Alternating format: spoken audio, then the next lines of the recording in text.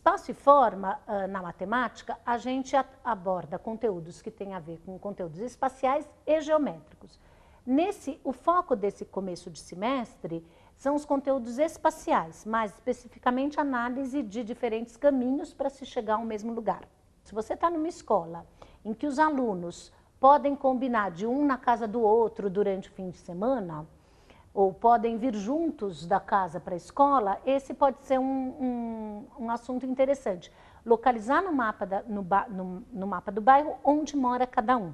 Então, com isso, as crianças estão explorando uma representação gráfica de um espaço tridimensional num espaço plano e localizando onde moram.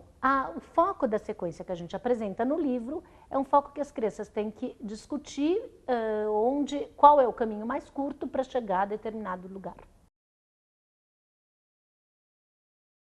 Nesse semestre, a gente apresenta 2 jogos na unidade 5 e 6, que são jogos que a gente apresenta agora no início do semestre, mas que são para serem trabalhados ao longo do semestre. Um deles, que é um jogo de percurso ou de trilha, depende do lugar se chama de percurso ou trilha, que é aquele que a gente anda com os peões conforme a quantidade que sai no dado. Então, esse jogo envolve basicamente as questões de contagem, então as crianças têm que contar a quantidade que sai no dado e avançar a mesma quantidade no percurso. E isso é muito curioso, criança de primeiro ano, por exemplo, muitas vezes elas contam a casinha em que elas estão. Então, elas não avançam elas contam na casinha que ela está e depois que ela segue avançando. Então, por exemplo, discutir essa questão é interessante nessa fase, após as crianças terem jogado um pouco. Tem criança pequena ainda que está na casa, sei lá, 12, tira 6 no dado e quer ir para a casa 6.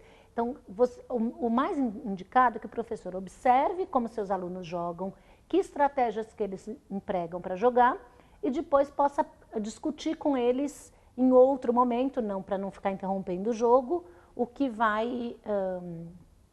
como que eles podem avançar. Então, por exemplo, um problema que ele pode colocar em relação a essa questão de avançar ou não, de contar ou não a casa em que está, é propor, bom, se eu tiro 1 no dado, para onde que eu vou? Eu fico onde eu estou ou eu avanço? Outro jogo que a gente apresenta agora também no início do semestre é o jogo Memória de 10. Esse jogo, na verdade, a ideia é que as crianças contem com um repertório de cálculos de memória. Então, as crianças de primeiro ano, elas têm alguns cálculos que elas já sabem de memória. Por exemplo, os dobros. Então, elas sabem que 4 mais 4 dá 8 ou que 2 mais 2 dá 4. Então, tem alguns cálculos que elas já sabem de memória.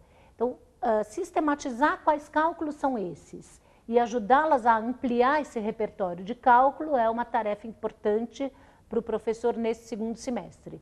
Esse jogo ajuda as crianças a memorizarem as somas iguais a 10.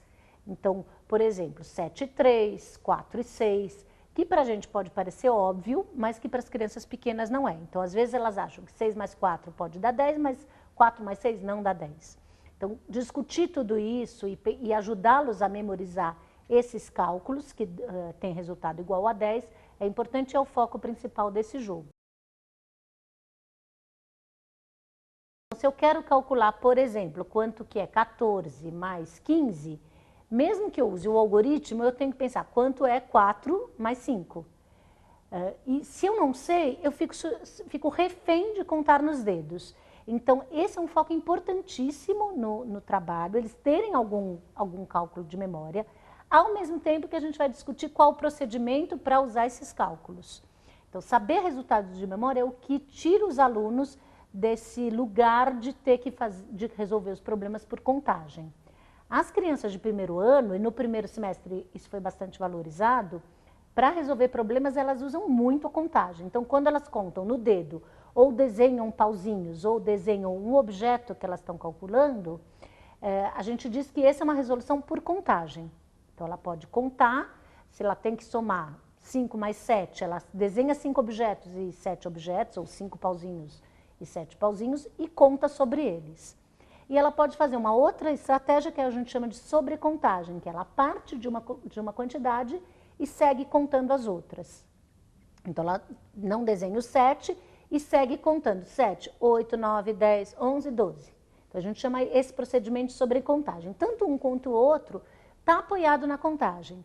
O que a gente quer é que as crianças não fiquem reféns da contagem ao longo da escolaridade, ao longo do ensino fundamental.